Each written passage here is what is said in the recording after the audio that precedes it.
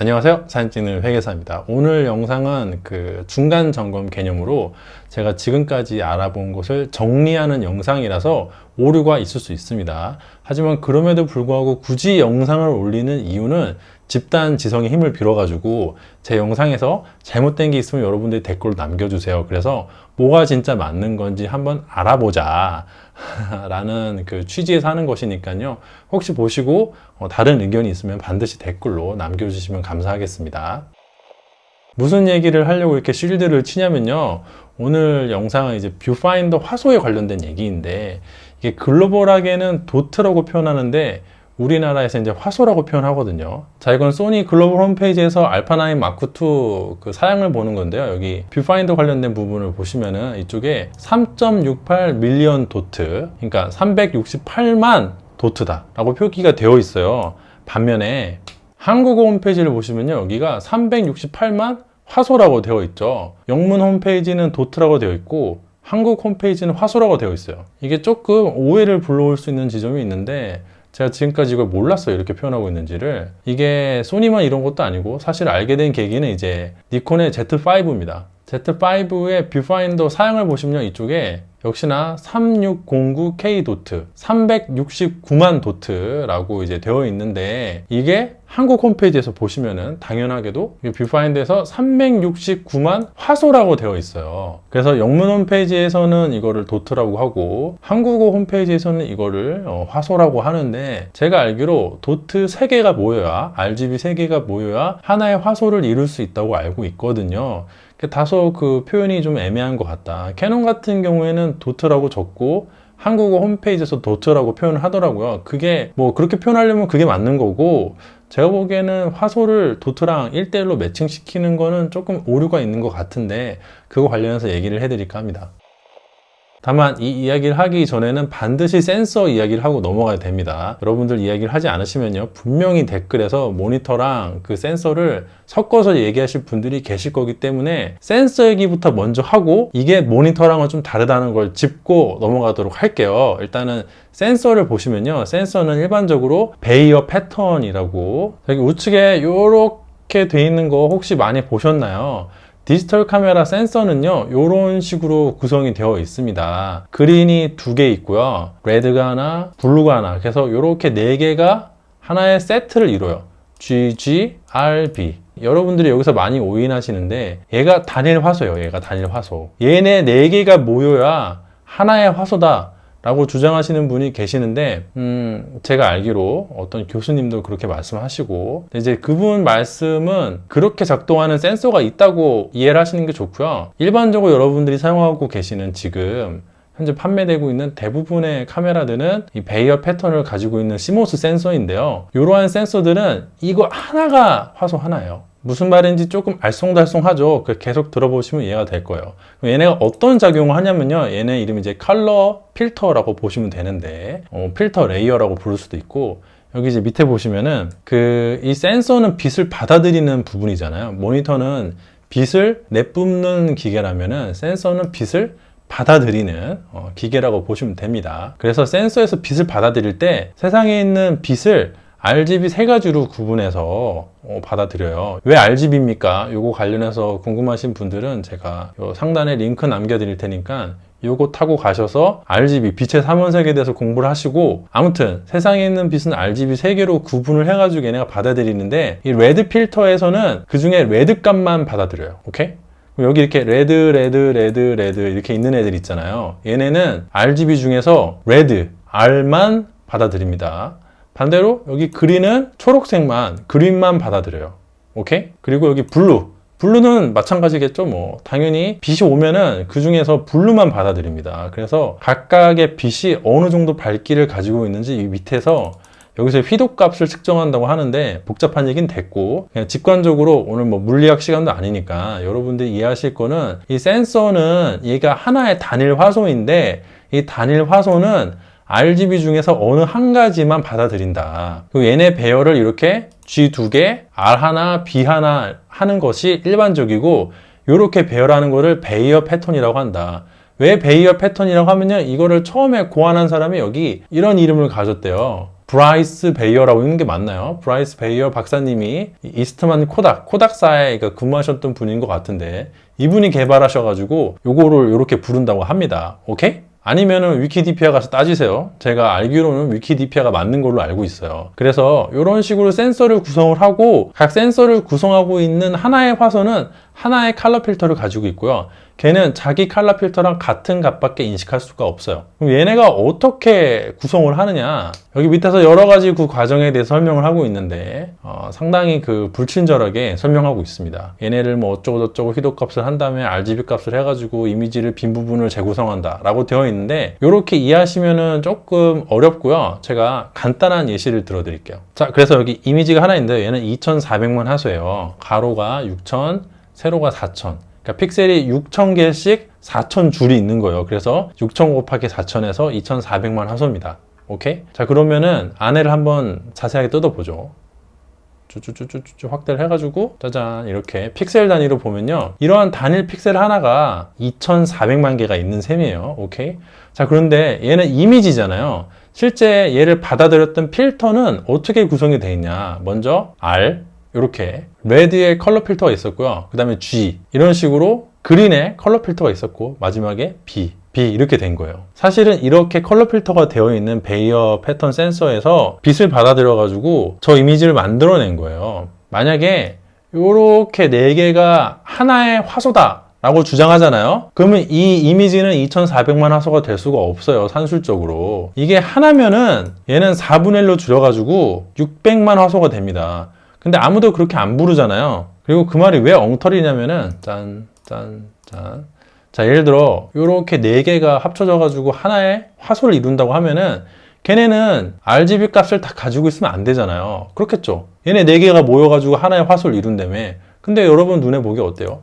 얘네가 RGB 값에 하나만 가지고 있는 것 같아요? 아닙니다. 이렇게 묶어볼까? 얘네가 RGB 값에 하나만 가지고 있나? 절대 아니죠. 한번 측정을 해볼까요? 자, 측정을 한번 해보겠습니다. 그냥 아무거나 하나 찍어볼게요. 짠! 여기 뭐라고 돼 있어요? R55, G43, B45. RGB 3개 다 가지고 있네. 이상하다.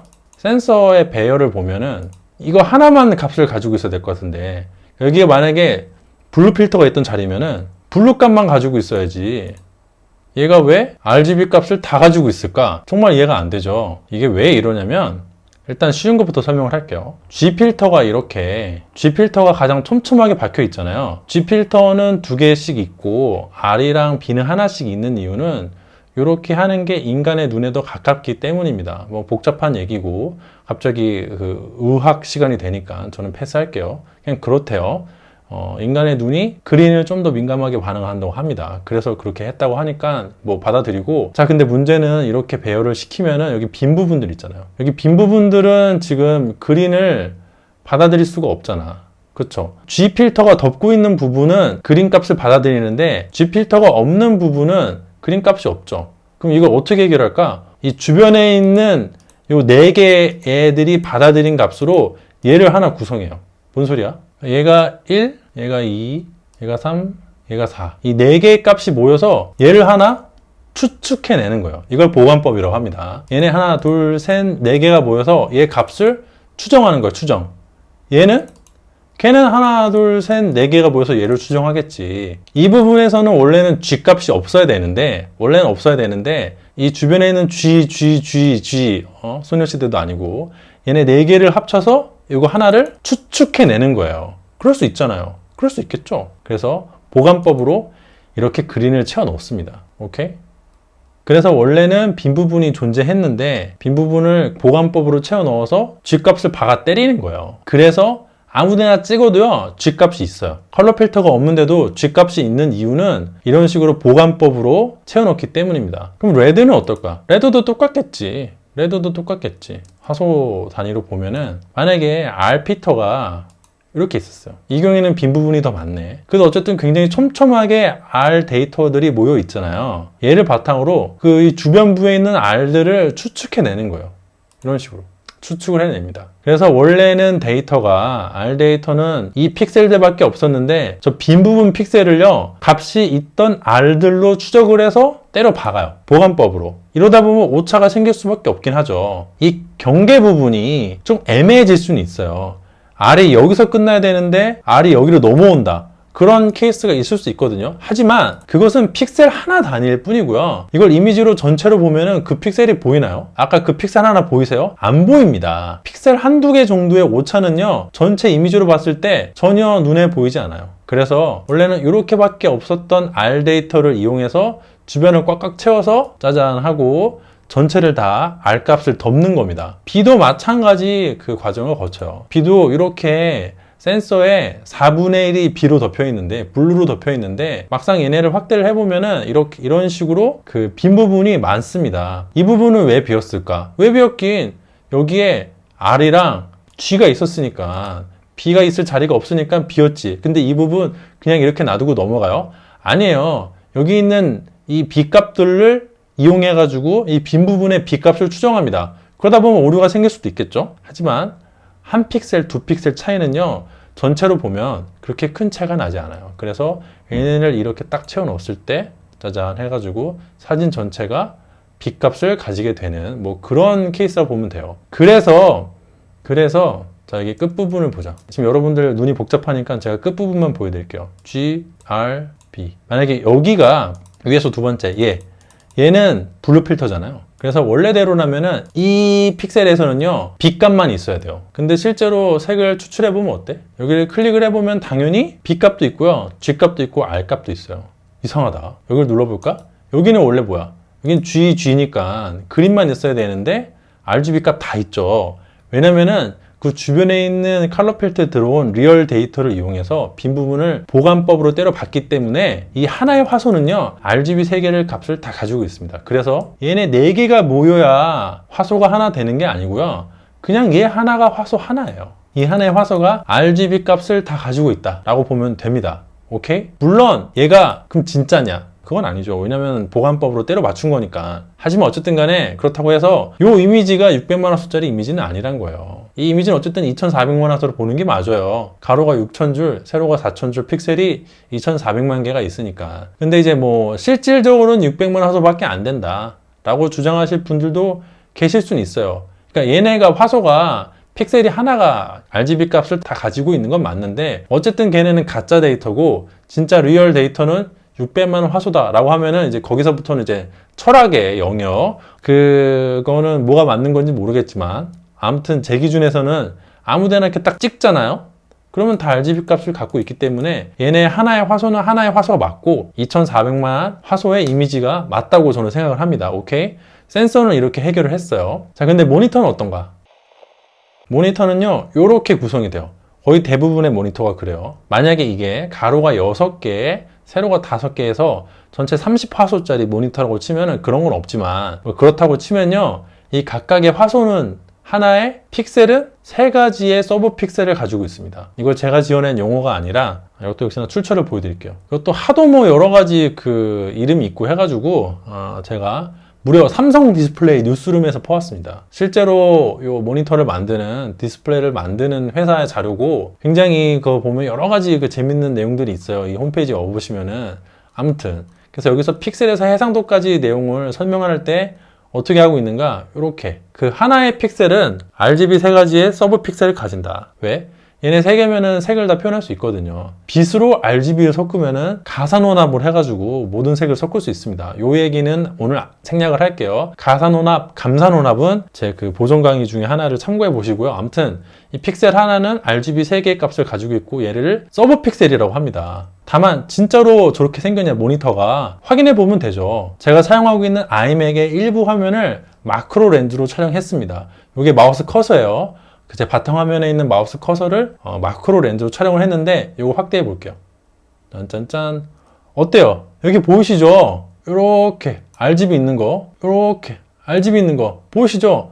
RGB. 이게 하나의 픽셀을 구성하고 있는 3가지의 서브 픽셀을 여러분들이 실제 눈으로 보시는 겁니다. 그 제가 만들어낸 그 그림 자료가 아니라요, 실제로 제가 사용하고 있는 아이맥을 확대했을 때 이렇게 서브 픽셀들이 구성이 돼서 하나의 화소를 이루고 있는 것을 확인해 볼 수가 있어요. 제가 전체를 촬영할 수는 없었지만 분명히 제가 이 모니터 전체를 추적을 해보면은 이런 하나의 화소가 애플 홈페이지에서 표현되고 있는 것처럼 가로는 5120개, 세로는 2880개가 있을 것입니다. 대략 1500만 개 정도 있는 것이죠. 5K 모니터니까. 어쨌든 제가 가지고 있는 모니터는 이렇게 RGB 패널이 있고 얘가 하나의 화소를 가진다는 것을 실제 눈으로 보여드렸어요. 다시 얘기로 돌아가서 그때 아까 우리가 봤던 도트가 뭐고 픽셀이 뭐냐, 얘가 도트예요. 얘가 도트. 이거 하나가 도트.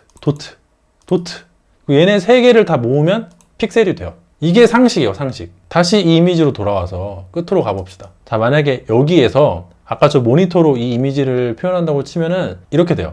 30화소라고 하면은 하나 둘 셋 넷 다 하나 둘 셋 넷 5개. 자, 그런데 여기 하나가 RGB 값을 가지고 있어요, 없어요? 이 하나의 픽셀이 RGB 값을 다 가지고 있어요. 오케이? 얘도 다 가지고 있고 얘도 다 가지고 있고. 그래서 요거를 모니터에서 표현을 해주려면은 이거 하나 표현하는데 RGB 3개가 다 필요합니다. 왜? 얘 하나가 RGB 값을 다 갖고 있으니까 얘 하나 표현하려면은 RGB 3개가 필요하지. 그래서 이렇게 30개의 픽셀을 표현할 수 있는 모니터가 있다고 치면요, 하나의 픽셀이 3개의 서브 픽셀로 구성될 수밖에 없어요. 다시 돌아와서 가장 좌상단에 있던 하나의 픽셀을 표현할 때 얘네 3개가 합쳐져야 아까 그걸 표현할 수 있다니까요. 그렇지 않다면 얘를 30화소라고 부를 수 없을 것입니다. 여러분들이 보유하고 있는 FHD 모니터는 대략적으로 2000 곱하기 1000 정도의 해상도를 가지고요, 4K 모니터는 대략적으로 4000 곱하기 2000 정도의 값을 가지는데요, 그런 해상도를 가진다고 표현하는 것은 그러한 사이즈의 이미지를 표현할 수 있다는 뜻이에요. 여러분들이 가지고 있는 4000 곱하기 2000짜리 이미지를 그대로 표현할 수 있어야 그거를 4K 모니터로 할 수 있는 겁니다. 그렇다면은 모니터에서의 하나의 화소는 이미지에서의 하나의 화소랑 같아야 돼요. 등가여야 돼요. 근데 이미지에서의 하나의 화소는 RGB 3개를 다 가지고 있으니까 모니터에서의 하나의 화소는 RGB 값을 다 가지고 있어야만 됩니다. 그래야 1대1로 등가로 매칭이 되죠. 다시 돌아와서 이 그림으로, 자, 그럼 여러분들 이게 30화소라는 걸 다 인정했어요. 얘가 30화소다. 이런 이미지와 등가로 매칭이 된다. 이렇게 지금 납득을 하신 겁니다. 납득하신 거 맞죠? 자, 그런데 카메라 업계에서는 이걸 어떻게 표현한다고? 자, 카메라 업계에서는요, 이상하게 표현해요. 이게 지금 두 개가 똑같은 거예요. 그렇잖아요. 하나 둘 셋 넷 다 하나 둘 셋 넷 다 30개야. 그래서 얘를 6 곱하기 5로 30화소라고 해요. 근데 카메라 업계는 이 서브 픽셀을, 얘가 하나의 도트인데 이 하나의 도트를 하나의 화소라고 카운팅을 합니다. 뭐 뷰파인더든 모니터든. 물론 오늘은 지금 이 전자식 뷰파인더 얘기를 하고 있는 건데 이걸 여기다 옮겨서 이렇게 그려놓기가 너무 칸이 좁아가지고 밑에다 뺐어요. 여기 이렇게 들어가 있다고 이해를 해주세요. 오케이. 자, 그런데 얘가 30개가 아니고 몇 개라고? 90개래요. 왜? 하나 둘 셋 이걸 3개로 카운팅하니까. 그러면 한 줄에 18개잖아요 3 곱하기 6 해서. 그리고 세로로 5줄 해서 18 곱하기 5 총 90화소다. 이게 말이 되냐?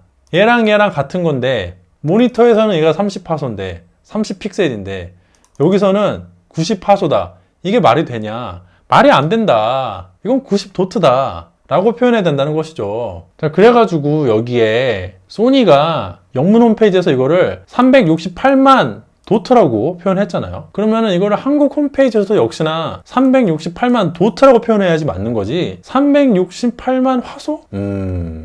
글쎄. 근데 여기 각주가 있네. 각주를 한번 눌러볼까? 대략적인 개수. 도트라든지 화소라든지 그런 얘기가 아니라 약 368만 화소다. 그 얘기인 것 같아요. 자, 과연 이게 맞는 표현일까? 과연 368만 이미지를 1대1로 매칭시킬 수 있을까? 저는 아니라고 봅니다. 얘가 368만 도트라고 표현했으니까 분명히 얘는요, 해상도로 치면 자기가 표현할 수 있는 이미지는 3으로 나눠서 123만 화소 정도일 거예요. 123만. 이거는 Z5인데 이것도 역시나 123만 화소겠죠? 제대로 표현하자면은. 근데 이게 이것만 이런 게 아니라 Z6라든지 Z7이라든지 이게 다 이렇게 표기가 되어 있어요. 그래서 오늘의 결론, 저거를 홈페이지에서 화소라고 번역을 한 것은 명백한 오기다. 잘못된 번역이라고 저는 생각을 하고요. 여러분들이 저 스펙표를 보실 때 화소라고 써 있다고 해서 저게 369만 화소라고 적혀 있으면은 369만 화소의 이미지를 뷰파인더로 볼 수 있다고 생각하지 마시고요. 뷰파인더 그 자체는 한 123만 화소 정도다 라고 이해하시는 게 좋을 것 같아요. 물론 뷰파인더는 굉장히 작은 모니터이기 때문에 거기에 123만 화소가 있다는 것 자체만 놓고 보더라도 꽤나 고해상도라고 생각을 하는데요. 그건 그거고, 그렇다면은 액정은 어떨까? 액정도 도트예요, 도트. 그렇죠? 그런데 이거를 한국 홈페이지에서는요, 역시나 화소라고 번역을 해놨습니다. 즉, 얘도 5기로 보인다. 후면 모니터가 실제로 표현할 수 있는 것은 3분의 1 수준이다. 35만 화소 정도. 물론 손바닥보다 작은 모니터가 35만 화소라는 것도 상당히 고해상도예요. 왜냐면 이게 직접도를 고려해야 하기 때문에 이게 뭐 저화질이다, 저품질이다 이렇게 말할 수는 없는데, 다만 그 표기를 할 때 제대로 표기를 해야 된다는 것이죠. 우리가 오해를 하니까요, 의사소통할 때. 또 그 핸드폰이랑 직접적으로 저거를 이제 비교할 수 없는 경우가 굉장히 많아요. 왜냐면은 아까 제가 보여드린 것처럼 제 맥의 액정은 이런 식으로 RGB 값 작대기 3개로 배열이 되어 있는데, 이게 다 그런 게 아니라 모니터에 도트를 박는 방식은 굉장히 여러 가지가 있어요. 아까 여러분들이 보신 게 요거라면은 뭐 이런 것도 있고, 이런 것도 있고, 이런 것도 있고, 이런 것도 있습니다. 갤럭시 S4 같은 거는 뭐 이런 식으로 배열을 했다는군요. 그리고 카메라 후면에 액정의 구성이 어떻게 되어 있는지는 사실 저는 잘 모릅니다. 왜냐면은 카메라가 여러 개 있기 때문에 저거를 일일이 다 확인할 수가 없고, 카메라마다 다 다를 수도 있거든요. 그래서 이거를 일괄적으로 뭐라고 표현할 수가 없어요. 혹시라도 저렇게 RGB가 예쁘게 배열되지 않고 뭐 좀 복잡하게 배열돼 있어가지고 도트라고 표현할 수도 있거든요. 예쁘게 딱딱딱 배열돼 있으면은 3분의 1이니까 깔끔하게 뭐 한 35만 화소다, 123만 화소다 이렇게 표현할 수가 있는데, 저게 깔끔하게 배열돼 있지 않으면은 딱 3으로 나눴을 때 떨어지지가 않아요. 그래서 카메라 후면의 액정이나 뷰파인더를 도트로 표현할 수도 있는데, 그렇다면은 번역할 때도 도트로 적어야 된다 라고 생각합니다. 이 정도 말씀드리면은 제가 오늘 정리한 얘기는 다 해드린 것 같나요? 제가 알아본 게 이거고요. 오류가 있을 수 있어요. 여러분들이 제 영상 보시고 오류가 있다면은 꼭 알려주시고, 제가 알려주신 내용들을 정리를 해가지고 최종 영상에 올리겠습니다. 다만 그 의견을 주실 때 한 가지 부탁드리고 싶은 말씀은 출처, 즉 레퍼런스를 꼭 남겨주시기 바랍니다. 여러분들이 댓글로 이게 팩트다 라고 전달을 해 주신다면은 꼭 출처를 밝혀주시면 제가 그 출처를 보고서 좀 이렇게 정리를 할 수 있을 것 같아요. 분명히 댓글 달아주시는 분들끼리도 의견이 다를 것 같아서 제가 어떤 부분을 딱 뭐 판관이 돼가지고 심판관이 돼서 이분 말씀은 맞고 이분 말씀은 틀렸어 이럴 수가 없거든요. 출처를 남겨주셔야 제가 나중에 또 이렇게 정리를 해가지고 한 번 더 이렇게 생각을 해볼 수 있잖아요. 그래서 꼭 의견을 주실 때는 반드시 출처를 남겨주시길 제가 간곡히 부탁을 드릴게요. 의견 달라고 하는 주제에 바라는 것도 많죠. 죄송합니다. 오늘 영상은 여기서 마치도록 하고요. 오늘도 역시 제 영상이 도움이 되고 재미가 있었다면 좋아요와 구독 부탁드리도록 하겠습니다. 감사합니다.